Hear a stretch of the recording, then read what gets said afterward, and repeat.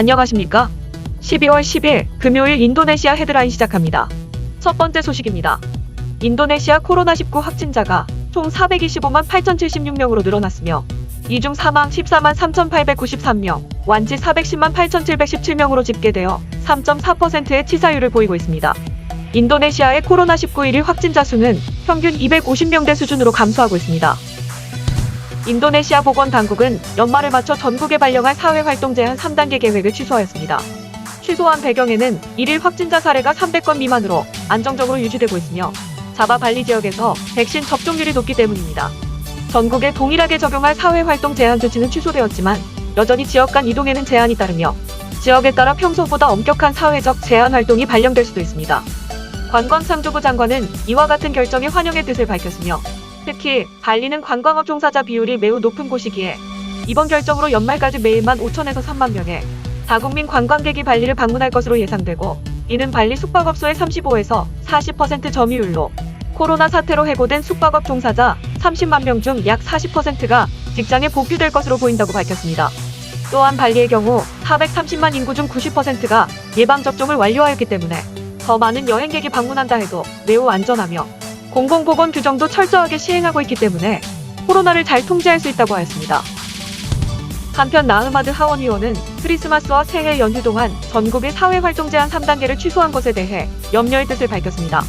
인도네시아가 2차 백신 접종률은 56%이며 1차 백신 접종률은 70%에 이르고 있지만 유럽 등의 백신 접종률이 훨씬 높은 국가들에서 여전히 코로나19 전파가 높게 나타나기 때문입니다. 3단계 사회활동 제한이 취소되었지만 경각심을 유지하여 방역에 신경쓰며 혹시라도 신규 감염자가 늘기 시작하면 즉시 사회활동 제한을 높여줄 것을 촉구하였습니다.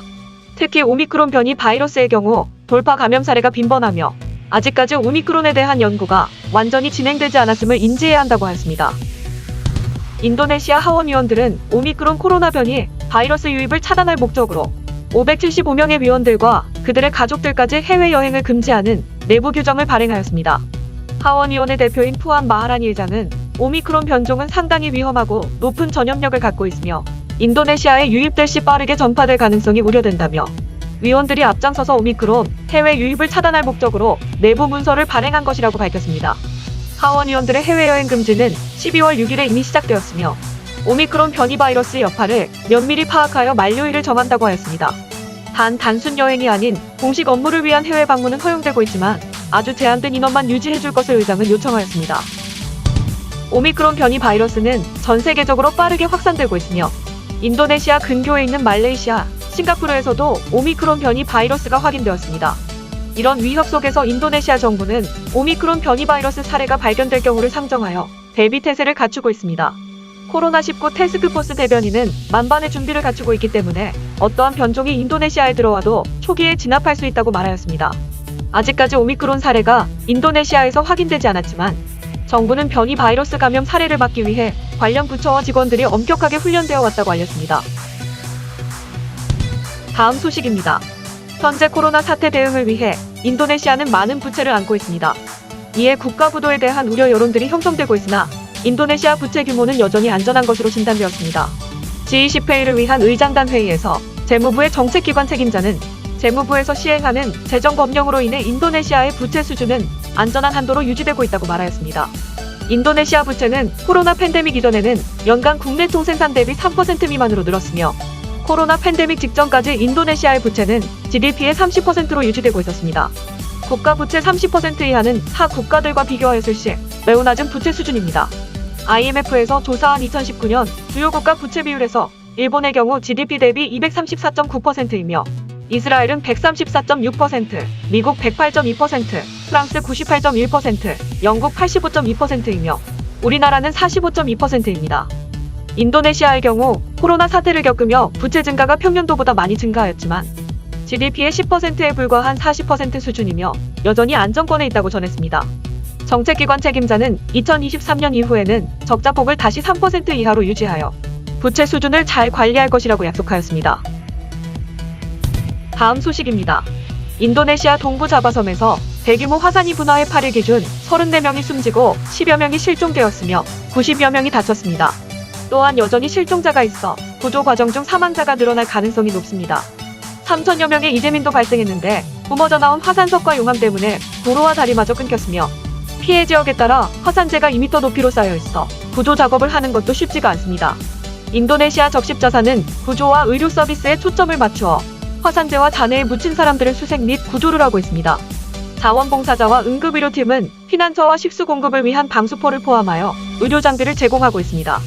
100여 명으로 구성된 자원봉사팀은 대피 소용 방수포, 식사 및 깨끗한 물, 위생키트 및 담요 등을 제공하여 수메루산 화산 폭발로 인해 이재민이 된 사람들을 돕고 있습니다. 인도네시아 당국은 이번 분화로 지금까지 모두 34명이 숨지고 16명이 실종되었으며 임산부를 포함해 98명이 다쳤고 이 중 56명은 입원 치료를 받고 있다고 밝혔습니다. 또한 마을 11곳 이상이 화산재에 뒤덮였고 3천여 명에 달하는 이재민이 발생했습니다. 다음 소식입니다. 중국은 인도네시아의 북나투나해에 대한 유전 시추를 중단할 것을 요청하였습니다. 중국 외무부를 통해 들어온 외교서신에서 현재 인도네시아가 시추 작업을 하는 장소는 중국의 영해라고 주장하고 있습니다. 북나투나해는 인도네시아, 말레이시아, 태국, 베트남, 싱가포르, 필리핀에 둘러싸여 있어 분쟁이 많은 영해이며 최근에 중국이 자신의 영해라며 주장하고 나섰습니다. 특히 석유와 가스 시추 시설을 중심으로 중국 해군과 인도네시아 해군이 이래리까지 가까이 붙는 등 긴장감이 고조되고 있습니다. 실제 해당 지역은 1982년에 유엔이 정한 법률에 의거 인도네시아 해상으로 되어 있으며 지도상의 표기도 남중국해에서 북나투나해로 2017년 개명되었습니다. 민주당 소속 하산 하원 의원은 정부의 군사력 강화를 촉구하였습니다. 중국은 군사력을 앞세워 점차 더 공격적으로 나올 가능성이 높기 때문에 영토 주권이 위협당하지 않으려면 군사력을 강화하는 것밖에 없다고 주장하였습니다. 또한 인도네시아 정부가 강경한 행동을 주저하지 말아야 한다는 조언도 덧붙였습니다. 중국이 인도네시아의 큰 무역 파트너는 분명하지만 인도네시아 또한 중국의 큰 무역 파트너이며 특히 인도네시아의 원자재가 필요한 곳은 중국이기 때문에 중국의 행동에 압력을 가해야 한다고 말하였습니다. 다음 소식입니다. 인도네시아 통계청은 생활 물가지수와 1인당 지출 통계를 융합하여 생활비가 가장 높은 도시 10곳을 공개하였습니다. 인도네시아에서 생활비가 가장 비싼 도시 1위는 자카르타입니다. 자카르타는 인도네시아의 수도이며 비즈니스 중심지이기 때문에 높은 생활비가 기록되었습니다. 1인당 평균 월 지출 금액은 444만 6,770루피아입니다. 2위는 수라바야로 기록되었습니다. 수라바야는 자바섬 동부에 위치하며 자카르타 다음으로 비즈니스 중심지입니다. 또한 도시 규모 면에서도 자카르타에 이어 두 번째로 큰 도시입니다. 수라바야의 1인당 평균 월 지출 금액은 424만 900루피아입니다. 3위는 자카르타 위성도시 버카시가 자리하였으며 1인당 지출 금액은 411만 9,168루피아입니다. 4위는 대폭으로 342만 4,560루피아입니다. 5위는 스마랑, 6위는 땅크랑으로 기록되었습니다. 이어 7위는 남부 술라웨시의 주요 도시인 마카사르이며 1인당 월 지출 금액은 325만 3,338루피아입니다. 8위는 반다르 람푸시에서 52km 떨어진 메트로시티이며 1인당 평균 지출은 321만 7,451루피아입니다. 9위는 반텐세랑으로 317만 8,430루피아이며 마지막 10위는 반자르마신으로 316만 8,097루피아입니다. 참고로 해당 조사는 5년마다 실시되며 조사를 실시하기로 한 해당 연도의 자료를 한 달 단위로 나눠서 작성됩니다. 다음 소식입니다. 우리나라 산업통상자원부는 인도네시아 공기업부와 향후 3년간 월 1만 톤의 산업용 요소 도입을 위한 양해각서를 교환했다고 밝혔습니다. 산업부는 한국의 산업용 요소 수입 규모가 연간 약 29만 톤, 차량용 요소수 8만 톤인 점을 고려할 때 이번 MOU 교환이 요소 수입처 다변화에 크게 기여한 것으로 평가되고 있습니다. 정부는 요소 품귀 사태가 터진 직후부터 수입처 다변화를 위해 여러 국가와 접촉해왔습니다. 요소 생산량과 지리적 인접성 등을 종합적으로 고려해 인도네시아를 수입국으로 낙점했습니다. 산업부 장관은 인도네시아가 농번기에 대비해 요소가 많이 필요한 시점인데도 한국과의 동반자 관계를 고려하여 요소 공급을 신속히 결정했다며 양국의 돈독한 관계를 바탕으로 공급망 협력을 강화해 나가겠다고 말하였습니다. 양국 협력의 첫 성과로 같은 날 인도네시아의 최대 비료 공기업과 국내 기업 간 차량용 요소 1만 톤 공급 계약도 이루어졌습니다. 요소 1만 톤은 국내에 등록된 모든 차량이 1.5개월 동안 사용할 수 있는 물량입니다. 산업부 관계자는 선적이나 해상 운송 상황 등을 고려할 때 이르면 올해 말 국내로 들어올 것이라고 했습니다. 이번 도입 물량의 특징은 민관합동 요소 수입 다변화 추진 협의체인 요소 얼라이언스 참여 기업의 수요를 토대로 단체 구매한 것이며 롯데 정밀화학이 대표로 구매해 요소 얼라이언스에 속한 16개 기업에 배분할 방침입니다. 다음 소식입니다. 공기정화장치 기업 어썸네이가 야르시 병원의 스마트 공기살균 청정장치를 공급하며 첫 수출에 성공했습니다. 또한 자카르타 도심전철에도 제품 적용을 확정하며 글로벌 시장 진출을 가속화하고 있습니다. 어썸레인은 지난 11월 18일 스마트 공기살균 청정장치에 에어썸 6대를 선적했으며 11월 30일 야르시 병원 1등급 병실 6곳에 제품을 시공하였습니다. 이번 수출은 코트라의 ESG 사업인 글로벌 공원형 쇼케이스의 일환으로 추진되었습니다. 해당 사업은 글로벌 CSR을 위해 해외 수요처에 제품을 기부하는 한편 국내 신기술 기업에게는 해외 검증과 수출까지 지원하는 사업입니다. 건설 중장비 전문 제조기업 진성TC는 이번 프로젝트를 후원해 글로벌 사회공헌 활동을 펼치게 되었습니다.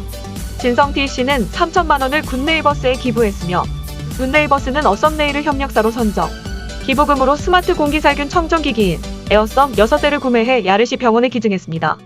야르시 병원은 코로나 폭증 기간 동안 한국 교민들에게 입원실을 내준 병원으로 이번 기증에 더 깊은 의미를 더했습니다.